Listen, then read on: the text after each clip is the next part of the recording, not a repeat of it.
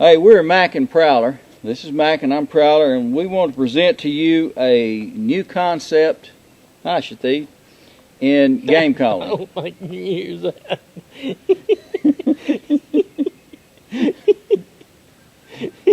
That was the dog's name.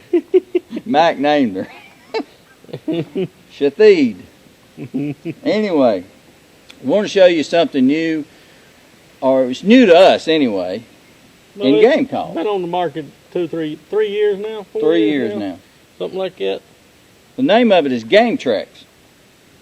And one of the things that we have noticed since we started using GameTraks is our productivity in harvesting predators has dramatically increased.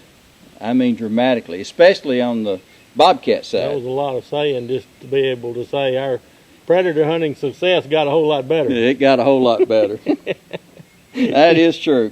I'm trying to be politically correct. We're not politically correct down here. We're in northeast Texas, and in the Piney Woods area, this is the hardest place in the world to try to hunt predators. They have a lot of cover, and you have to entice them out of that cover. You don't have a lot of open fields, but we try to set in the field so we can get them on film, and we're doing the daylight hunts. And that's the hardest time in the world to hunt predators. Yep. And in doing so, we found out, what'd we do last 2 weekends? In the last 3 weeks, and we've probably made 7 sets or so, we've killed 13 coyotes. Yeah, that's fantastic for around here. Yeah. That's the best we've ever done. Yeah, for here it is. And we've used several of the other brand calls, and we've had success with them. Mm-hmm. But our success rate went way up when we started using the GameTraks. Yep. And the GameTraks has got 17 featured first. Now, in the industry. In the industry. And now, that don't mean nothing to me. All I know is I carry this thing out there, I set it up, I go to calling with it, coyotes come in, and we kill them. Better than any call that we've ever had. Yeah, that's true. But it does have, some features on it that's really nice. You can program in, it's got 18 different hunts with 6 calls on each hunt. Okay, you can program this thing in to where you can start a sequence, like you wanna make it mimic what a prey animal is doing and the coyote coming in. So you can start this out with a baby rabbit squeaking. It'll play so long, ever how long you set it to play, and then it will go dead for so long, ever how long you set it to go dead. All that's programmable? All that's programmable. Then it'll go to the next hunt, which is you can have a grown cottontail, and so on and so forth. You can and it will do all 6 hunts, or all 6 calls. It will do all 6 of them and play them the length of time and not play them the length of time that you program into it. So you don't actually have to do anything. But if you don't want to use that, you just say, well, all I want to do is sit there and I want to make it sound like a rabbit all day long. All you do is you push the rabbit, whatever it is you're calling, you push that button twice and it'll sit there and it'll play continuous. It'll play all day long if that's what you want it to do, nothing else. If you want to go to a different hunt, you hit to change the hunts, and then you go if you want to play coyote sounds, or if you want to play woodpecker sounds. Whichever how you've got all of those 18 hunts programmed in here is what you want them to do. Right. And this is, well, thank goodness they're shockproof too. Yeah, do that with some of your other calls. You won't have a call. You won't have a call. But we done had that experience. I'm pretty rough on equipment, and I drop things. Well, Ron even tells us, he said, y'all can do that right there to it, and it don't hurt it, and it don't. Well, we fell with them, we've dropped them, we've done everything in the world. The biggest one I ever did was had it sitting on the table and knocked it off in a bucket of water. And it still works. And it still works. That is some of the things that you don't want to do with your other calls. I'm going to tell you that right now. If you do, you just lost a call. These calls are rugged. And another thing you can do is you can set it out the day before, can't you? That's right. You can set it out the day before, and you turn that on, it goes to sleep.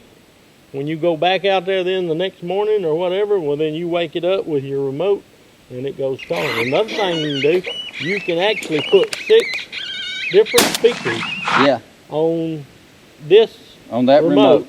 And you can play them in sequence, play them at different sound levels and at different intervals to get a prey animal, to get him to come all the way in. So we can set one up at 200 yards, one at 150, one at 100, one at 75. Yeah, this thing one has at 25, one right on top of us. This thing has a range of like a half a mile in rough terrain. Woo. Yep. So it's also got a feature on here. It tells you this has the lithium-ion batteries in it, so you ain't got to worry about, keeping up with batteries and having extra batteries and all that. You charge this thing the night before the hunt. You use it. It's got a battery level indicator for the handheld and for the speaker. Oh, that's neat. Yeah, and it's also got a signal level indicator that tells you how good your signal is between the speaker and the handheld. Well, I ain't never seen that before. Well, you don't never use it. You're the one doing all the calling. Yeah, I'm doing here lately, Mac's been doing the calling and the recording. And the whole works. I don't get to do none of the shooting. He's been doing all the shooting. So I felt sorry for him because he whined and cried and carried on last year about how he never did get to shoot. So I've been letting him shoot. And it worked all right. He's in a whole lot better humor, And he hadn't missed, but I don't know, 10 or 12. I don't know. 2. I missed 2. But anyway. And I did miss them. Yeah. And that was this past weekend. Weekend before last. And we'd have added 2 more to our repertoire if we'd have might have been able to shoot. Yep. But anyway, we're talking about the call and not your shooting experience. So. Well, I like the call. Hey, when I first got it, it was different. Yeah. And it was different than anything we had used. And it took me just a little while to get accustomed to it and get familiar with all the buttons. Now then, I can sit there and I don't even have to look at the buttons, and I just kind of, I'll glance down at them to see kind of what I'm doing. But all this can be, the whole 18 hunts with 6 calls on each hunt can be programmed before you ever leave the house. You can sit in there watching TV and program this thing to ever how you want it. The length of time and the spacing, the dead time, all of it is pre-programmable. Well, now there was one thing about the call when we first got it. I turned and told Mac, I said, look, now we've used a lot of other calls and they're all real loud. And this one here was not as loud as I thought it ought to be. And I said, oh man, this ain't gonna work. He said, man, it ain't going to work. First thing we know, here comes a bobcat come trotting right up there to it. And well, and then we didn't think it had the range, the volume. Yeah. That because we're both hard hearing. I'm real bad hard hearing, and it didn't have the volume that I thought it ought to have. But then we've called in 2 different coyotes that came from over half a mile away, and so the sound quality is so much better that you don't need the volume. Right. I own a video production company, and I was testing the speaker to see the quality of sound and the volume, and it goes above what a coyote can actually hear, above his hearing range, and below it too. Now, and that's way above and beyond our calling range. And another thing it does too, it has speakers on both sides. Yeah. And it's actually 360 degrees. Yeah. It don't make no difference how you set it up. Well, naturally, you set it up, it's going to be the loudest out the whichever way you got it pointed, but you can still hear it. Yeah. Off over here. The range is 360 degrees around this thing. More natural sounding that way. More natural sounds. Another thing, hold that. Some people talk about, oh, that's funny looking. This is just a stand that this thing sits in. It actually fits on like that for carrying. This drops in my backpack, and it's so slim. That one goes in my backpack. It goes in my backpack, and it's so slim designed to the way it fits you back, you don't even know it's there. Right. And then I keep that around my neck all the time on a lanyard. Right. And I just hang it down. I put it inside my coat or my shirt or whatever.